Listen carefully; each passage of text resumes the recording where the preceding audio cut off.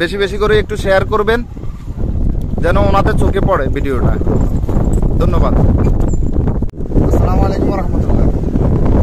আমাদের চরকাতরা ইউনিয়নের মধ্যে আমাদের বেড়ে থেকে আমাদের চরকুশু যাওয়ার রাস্তা, এটা হলো আমাদের মূল সড়ক।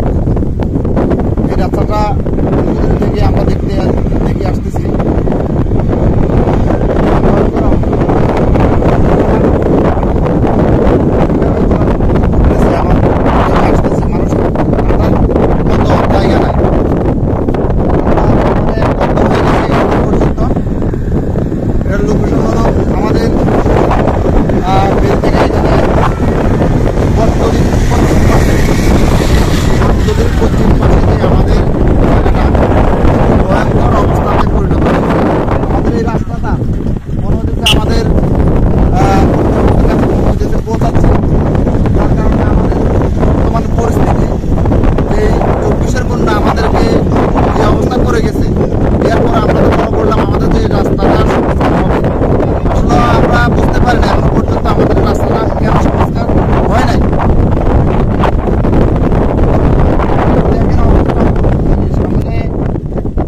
আরো ভয়াবহ অবস্থা।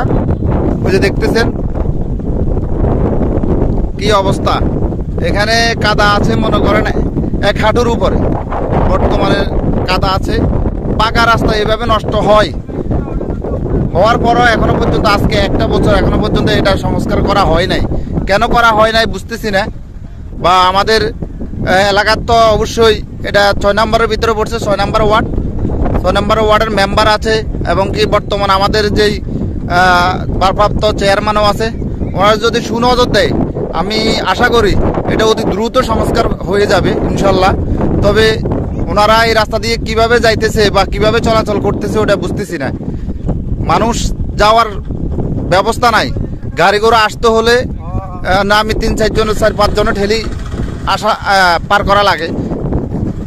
এই রাস্তা দিয়ে প্রায় দৈনিক 20,000-এর বেশি মানুষ চলাচল, 20,000-এর বেশি মানুষ চলাচল করে এই রাস্তাটা দিয়ে।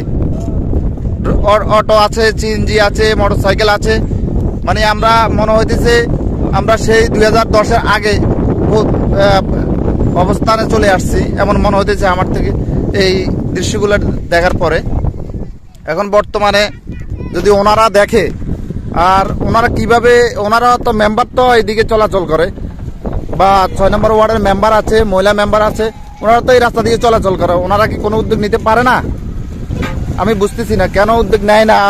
দেখেন কি অবস্থা দেখেন।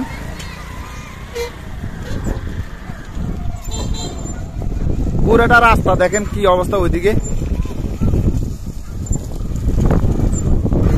তো সবাই ভালো থাকবেন, বেশি বেশি করে একটু শেয়ার করবেন যেন ওনাদের চোখে পড়ে ভিডিওটা।